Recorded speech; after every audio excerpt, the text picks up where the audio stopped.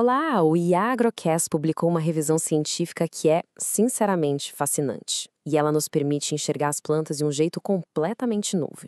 Imagina só, uma fábrica viva, autônoma e, nossa, incrivelmente eficiente. E é com base no capítulo 1 dessa revisão que a gente vai mergulhar nos fundamentos que movem essa fábrica. Vamos conectar a ciência básica com a produtividade lá no campo. Bora decifrar os segredos da máquina mais importante do nosso planeta? E o ponto de partida é exatamente esse. Uma planta, veja bem, não é um organismo passivo, parado, é um sistema dinâmico que está o tempo todo se ajustando, reagindo. A palavra-chave aqui é intrincada rede de interações. Pensa nisso, nada ali acontece por acaso. Cada molécula, cada sinalzinho, cada processo, está tudo conectado. Numa teia super complexa que, no fim das contas, decide se a planta vai para frente ou não. Para a gente conseguir decifrar essa rede, vamos usar uma metáfora que ajuda muito: a planta como uma fábrica autossuficiente. Uma fábrica que se constrói usando só luz, ar e água. Simples assim. E neste nosso tour, a gente vai visitar os 4 departamentos principais para entender como essa engenharia da natureza realmente funciona. Vamos lá, então. Nossa primeira parada é no coração da fábrica, a usina de energia. É óbvio, né? Toda fábrica precisa de energia para funcionar, e com a planta não é diferente. Aqui, a gente vai entender aquele balanço delicado entre gerar energia a partir do sol e, ao mesmo tempo, gastar essa mesma energia para crescer, se defender, enfim, para se manter viva. É um jogo constante de produção e consumo. E aqui são os dois lados dessa moeda energética. De um lado, a fotossíntese. Pensa nela como o processo de produção, o anabolismo. É como se a fábrica usasse seus próprios painéis solares para criar combustível, que são os açúcares.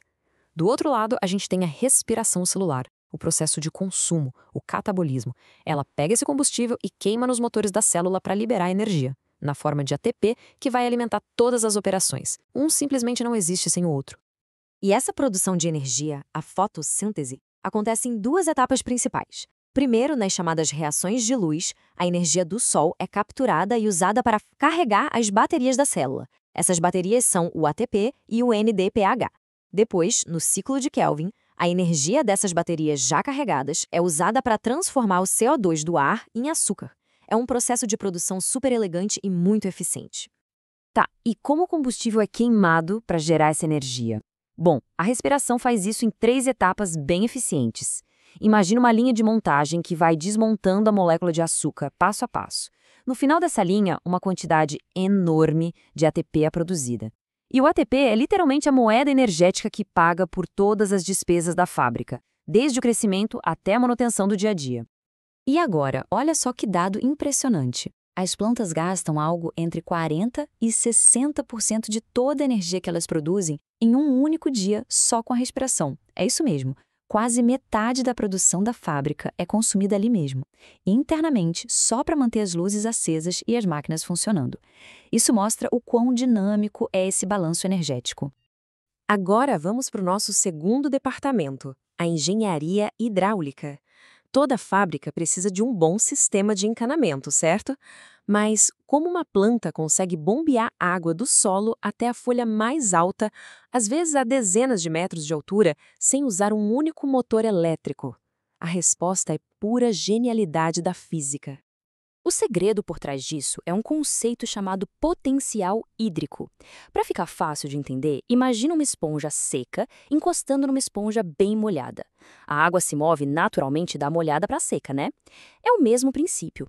A água se move do solo, que tem um potencial maior, para a raiz, sobe pelo caule e evapora lá na atmosfera, que tem um potencial bem menor, bem mais seco. Isso cria um fluxo contínuo, tipo um rio que sobe. E o mecanismo que explica isso é a brilhante teoria da coesão-tensão. Basicamente, funciona em 3 passos. Primeiro, a transpiração. A água que evapora lá nas folhas cria uma sucção, como se fosse um motor. Segundo, a coesão. As moléculas de água são grudentas, elas se agarram umas às outras, formando uma corrente que não se quebra. E terceiro, a adesão. A água também gruda nas paredes dos canos da planta, o xilema. Então é motor, corrente e aderência. Tudo trabalhando junto para puxar a água para cima. E isso aqui é um exemplo fantástico da eficiência da natureza. Esse sistema de transporte é puramente físico. A planta não gasta um pingo da sua preciosa energia, do seu ATP, para bombear centenas de litros de água a dezenas de metros de altura. É uma solução de engenharia evolutiva que é simplesmente genial. Beleza, com energia e água garantidas, a nossa fábrica agora precisa de matéria-prima. Então vamos para o departamento de suprimentos, o almoxarifado. Assim como uma fábrica de carros precisa de aço, plástico, borracha, a planta precisa de elementos químicos específicos que vêm do solo para construir tudo, desde folhas novas até enzimas que são vitais para o funcionamento dela. E esses nutrientes são classificados pela quantidade que a planta precisa, né? A gente tem os macronutrientes, que são exigidos em grandes volumes, e os micronutrientes, que são necessários em quantidades minúsculas, mas olha, são igualmente vitais. A falta de qualquer um deles, por menor que seja, pode parar a linha de produção inteira. Dentre os macros, 3 são a base de tudo. O famoso NPK. Pensa assim, ó. O nitrogênio, o N, é o tijolo, fundamental para construir as estruturas. O fósforo, o P, é a fiação elétrica, crucial para transferir a energia do ATP. E o potássio, o K, é o gerente de operações, que regula centenas de processos para manter a fábrica funcionando redondinha, sem problemas. E, finalmente, nossa última parada, o centro de comando. Uma fábrica tão complexa não pode funcionar sem coordenação. Como é que a raiz sabe que a folha está precisando de água? Como a planta sabe que chegou a hora de florescer? A resposta está numa rede de comunicação interna super sofisticada, que é operada por mensageiros químicos, os hormônios vegetais, ou fito-hormônios. O primeiro grupo de gerentes são as auxinas. Pensa nelas como as arquitetas da planta. São elas que ditam para onde a planta deve crescer, que estimulam a formação de novas raízes e comandam o alongamento das células. Elas definem a forma geral da construção. Trabalhando junto com elas, temos as citocininas. Se as auxinas definem a forma, as citocininas dão a ordem para expandir. Elas promovem a divisão das células, fazendo a planta crescer, e também atuam na manutenção, sabe? Elas retardam o envelhecimento das folhas, que são os painéis solares da fábrica. Em seguida, vêm as giberelinas. Elas são as iniciadoras dos grandes projetos. São elas que dão o sinal para uma semente germinar, para um caule se alongar bem rápido ou para a fábrica começar sua fase mais importante, a produção de flores e frutos. Elas dão o start.